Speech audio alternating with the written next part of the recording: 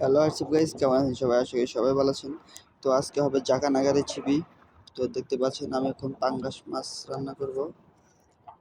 তো এখন পাঙ্গাস মাছটা ভেজে নেব। তো কড়াইতে তেল দিয়ে নিচ্ছি। তো আমাদের যা করণীয়, এখন মাছের মধ্যে হলুদ, মরিচ এবং যাবতীয় যা দিয়ে নেব, এবং একটু ধনিয়া গুঁড়া, হলুদের গুঁড়া, মরিচের গুঁড়া, এগুলো সব দিয়ে এখন মেখে নেব। তো এর মাঝে আমরা ভাতটাও পাকিয়ে নিচ্ছি। তো দেখতে পাচ্ছেন খালি পানি, ভাত খুবই কম। তো চলেন, মাছটা সুন্দর করে মেখে নিলাম। মেখে নেওয়ার পর এখন একটা একটা করে কড়াইতে দিয়ে দেবো। দেখতেই পাচ্ছেন মাছগুলো কড়াইতে দিয়ে দিচ্ছি। তো এটা হচ্ছে আমাদের চাখানাকার রেসিপি। রেসিপিটা খুবই, ও আমরা তো বলতে ভুলে গেছি, এটাতে কি দিয়ে রান্না করব। মাছ ভাজি করে পরে।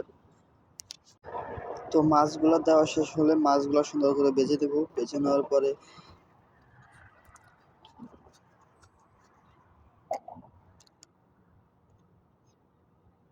এখন আমাদের মাছ দেওয়া কমপ্লিট হয়ে গেল।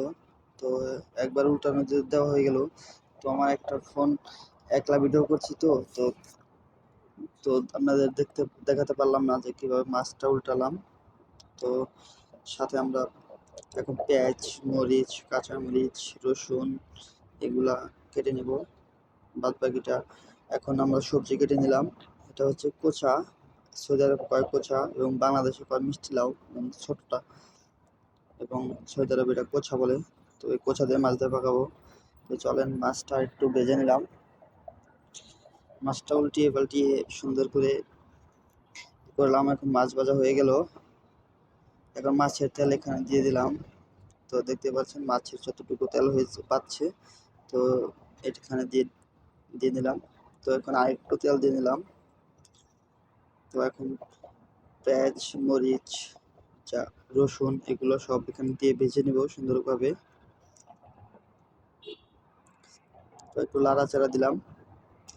নাড়াচাড়া করতে করতে করতে করতে সুন্দর করে ভেজে নেব।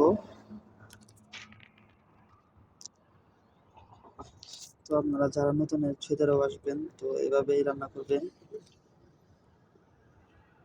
তো চলেন, তো পেঁয়াজ হতে হতে আমরা কিছু টমেটো কেটে নিলাম। তো টমেটো কোচা এগুলো মিক্স করে পাতা রান্না করব। তো এখন আমাদের পেঁয়াজটা প্রায় হয়ে গেছে।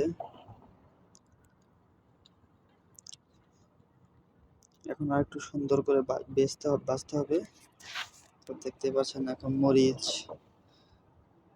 এবং হলুদের গুঁড়া, জিরার গুঁড়া আর হচ্ছে যাবতীয় মশলা দিয়ে নিব। তো মশলা দেওয়া হয়ে গেল, সুন্দর করে লাড়াচাড়া দিতে হবে। এমনভাবে লাড়াচাড়া দিতে হবে যাতে মশলাগুলো সব মিক্স হয়ে যায়। তো আমার ক্যামেরাটা খুবই খারাপ, তার জন্য মরিচের গুঁড়া লাল দেখাচ্ছে। সত্যি কথা বলতে কি, আপনাদের মাঝে রান্নাটা ভিডিও করতেছি। তো যারা যারা না পারেন তো এভাবে রান্না করবেন। তো সত্যি কথা বলতে, যখন ডিউটি শেষ করে রাত্রে ডিউটি শেষ করে রুমে যাই রান্না বান্না করতে খুবই খারাপ লাগে। তো তার মাঝে একটু রান্না বান্না করতে হয়, কারণ রান্না বান্না না করলে খাবো কি, তার জন্য একটু রান্না করি। তো মরিচ ভাজা হয়ে গেলে একটু পানি দিয়ে নিলাম। তো পানিটা একটু জাল করে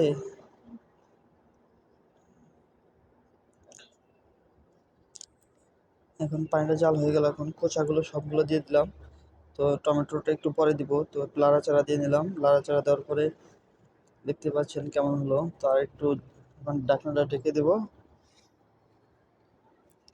এখন ঢাকনার পাশ খুলে দেখলাম যে হয়েছে কিনা, আবার লাড়াচাড়া দিলাম। লাড়াচাড়া করতে করতে করতে করতে প্রায় 5-6 মিনিট লাড়াচাড়া দিলাম।